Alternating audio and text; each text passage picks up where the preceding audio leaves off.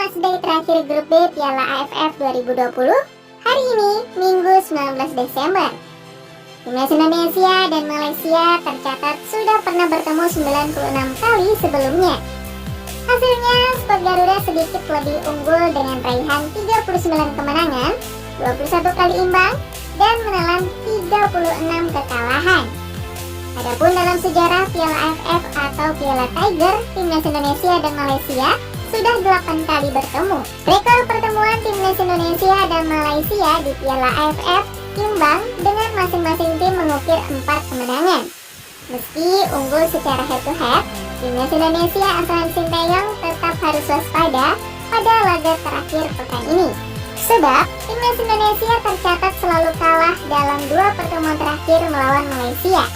2 pertemuan terakhir Timnas Indonesia dan Malaysia terjadi 2 tahun lalu pada ajang kualifikasi Piala Dunia 2022 zona Asia. Pada pertemuan pertama, Timnas Indonesia yang kala itu masih dilatih oleh Simon McManamy tertunduk malu di Stadion Utama Gelora Bung Karno seusai kalah tipis 2-3 dari Malaysia 5 September 2019.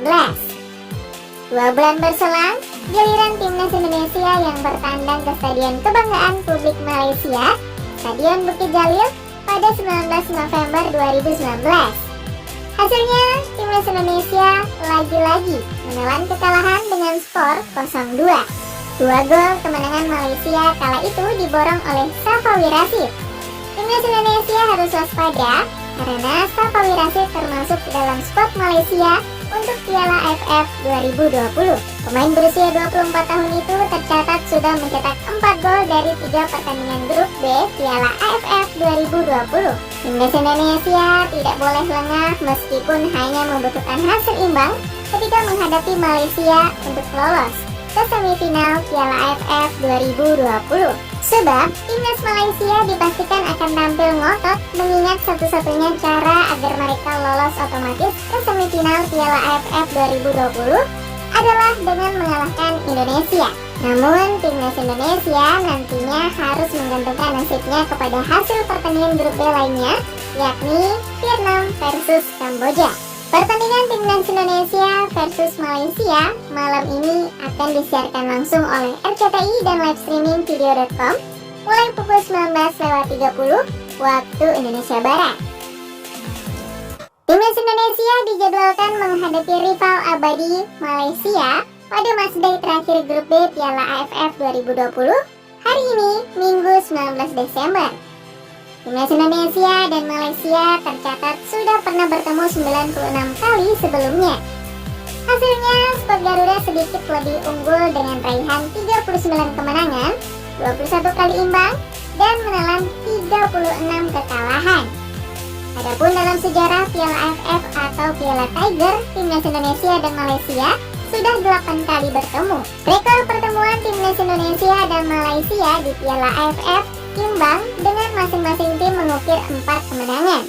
Meski unggul secara head-to-head, Timnas Indonesia asuhan Sinteyong tetap harus waspada pada laga terakhir pekan ini.